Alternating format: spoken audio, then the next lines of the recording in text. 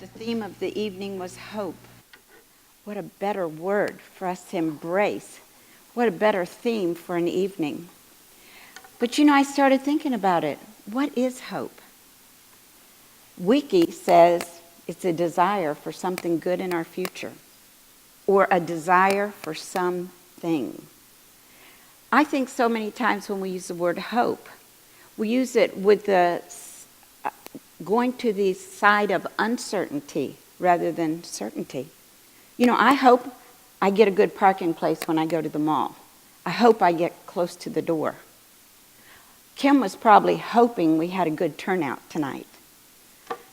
You came thinking, I hope these speakers are not boring. Or maybe you came thinking, I hope I know somebody when I get there. Or you're thinking, I hope nobody knows me there. We have different kinds of hope, and we throw that word around constantly. I remember one time, and this is a true story, I had just moved to a new town. I did not know a soul. And we happened to visit a church that Sunday morning, and some ladies came up to me afterwards and invited me to a ladies' luncheon. They said, now you need to come so you can meet all the cool women in the Christian community. And so I agreed to go because I was hoping to have new friends. I was hoping to make a connection with some other lady. I went hoping for friendships. Well, I really didn't know what I was going to. Some of you may be here tonight not sure what you've come to. But I was blown away when I got there. I knew it was at the Uptown Hotel. This was not Charlotte. And when I got there, it was in the ballroom, and there were over 500 ladies there. And we were seated at round tables of 8. It was a fabulous meal. Singers were flown in. They had some big-name lady speaker who was flown in from Timbuktu to, do whatever they do. I'm just there hoping to meet a friend, The meal was okay. My table mates were a little fluffy, you know what I mean? I'm like not connecting with these women. And they brought the best part of the day, the dessert. And it was a meringue shell. Now, you ladies, if you've ever made meringue shells, they're fabulous if you eat them the day you bake them. But if you save them till the next day, they're like a white styrofoam cup. And it was like a bird's nest meringue. And it was full of strawberries and raspberries and red goo just flowing out of it. Well, I went to eat mine, and I put my fork in, and it wouldn't go. And I looked around, and no one was looking, so I just went like that. And when I did, that thing flew across the table, hit the lady straight in front of me, who had on a beautiful white wool suit. This is the absolute true story before the Lord. She was talking to the lady beside her. She had no idea what had happened. That hit her right here and rolled down. The meringue's on the floor. She looked down, and red goo is flowing down the front of her. She stood up and screamed at the top of her lungs, "I've been shot!" When she did, all 500 women either dove under their tables or ran out the door. Locked down. The SWAT team arrived. The whole place is empty. I'm the only one sitting. Y'all, she was not shot, okay? She was so not shot. When the EMTs got her out from under the table, they said, "Lady, whatever made you think you were shot?"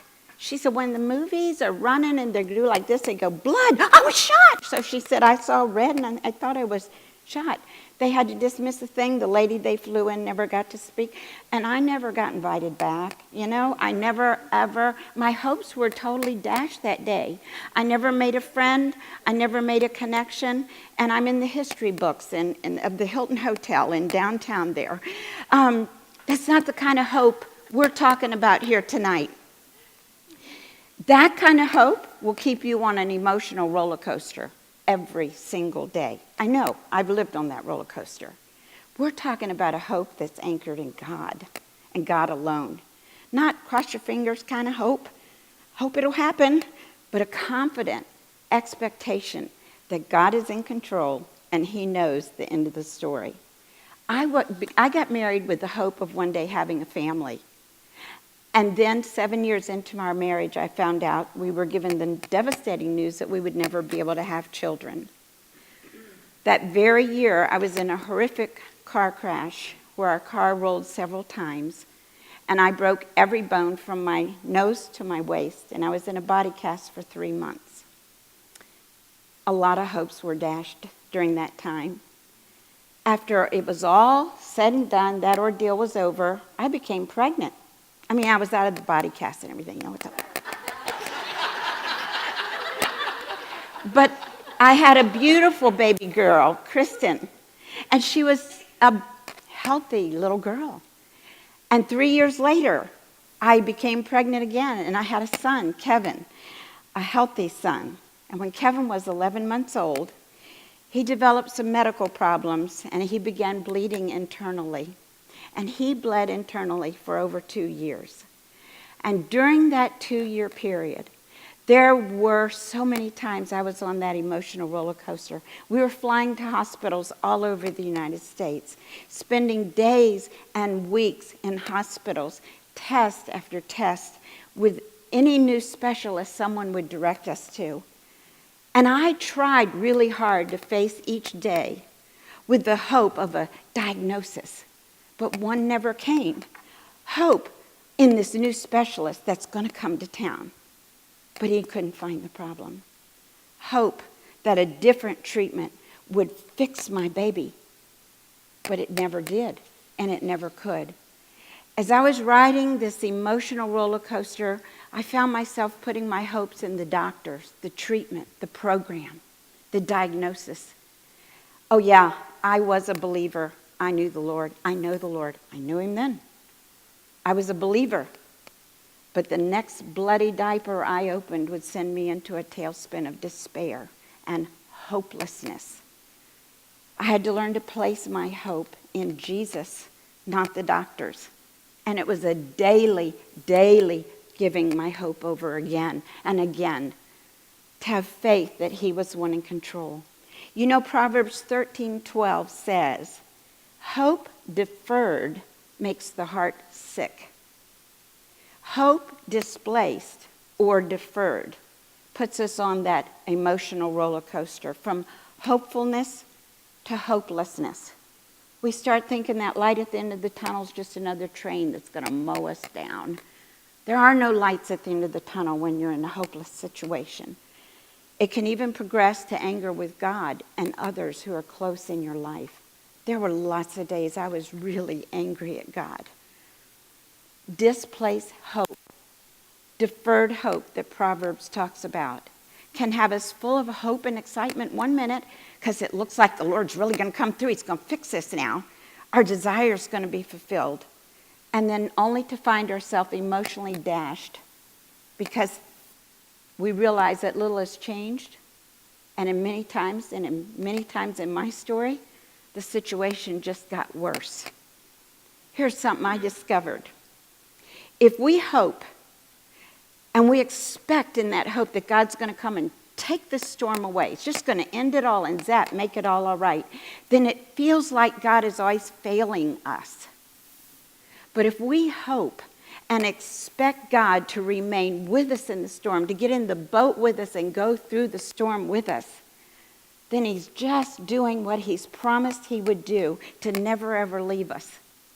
And he will give us great peace when we will put our hope in that God and the promises he's promised us. God never left me alone for a second. I would take my eyes off him many times and put my hope somewhere else. But anytime I turned back to God, the minute I would put my hope and my eyes back on Jesus, he was right there.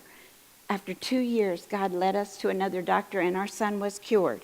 And he has never had other medical issues to this day. Over the next years, I lived a very exciting and adventurous life. There was never a dull moment in our household. My husband was quite the entrepreneur and a very adventurous type man.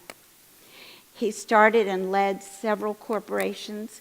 He taught biblical finance seminars and conferences all over the country and in many parts of the world. We were involved in NASCAR for several years. He led one of the, at that time, top 5 NASCAR teams. I had it all, it appeared. We were flying around in private jets, staying at the best resorts. People wait in line for my husband's autograph. I've had it all financially. I had all the toys, all the junk, and I've lost it all. My husband resigned from his job with NASCAR due to some ethical issues and standing true to our convictions. Within 1 week after his resignation, we received a certified letter from the IRS stating they had found a mistake in the sale of one of our businesses and put liens on everything we owned.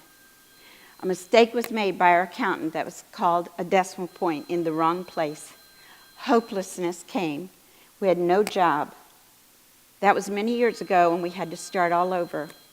I went to work with them in a ministry at minimum wage, and I watched my husband work for $5 an hour at the gate of the Speedway of this same race this very weekend, when just the year before he was sitting on the pit box making all the calls. I've had my hopes and dreams dashed. At this time, our beautiful Christian daughter was off at college and began a path that took her on a spiral down from God. Over the next 2 years, we watched her life spin out of control by the choices she made. Once again, we're faced with putting our hope in Christ because he's the only one that could draw her heart. A fall just a few years ago, she developed excruciating pain in her groin area. And here we go again with doctors and tests and scans and no diagnosis. Finally, the week before Christmas, she had exploratory surgery. And the doctor came out and said I couldn't find anything wrong with her, but I took her gallbladder and her appendix because nobody needs them. I took her home 3 days later. She bled to death and died and went to heaven as a result of a misplaced clamp on her perfectly healthy, removed gallbladder. I was just hoping for a source of the pain. Now she's in heaven. We're still struggling. By the way, I did find her journals, and my hope was restored because in her journals was her journey back to God documented. How incredible she embraced God back into her life again. We were struggling to learn how to live without our daughter when my husband received a diagnosis of lung cancer, inoperable lung cancer. This is a man who had never smoked and had given his entire life to serving the Lord.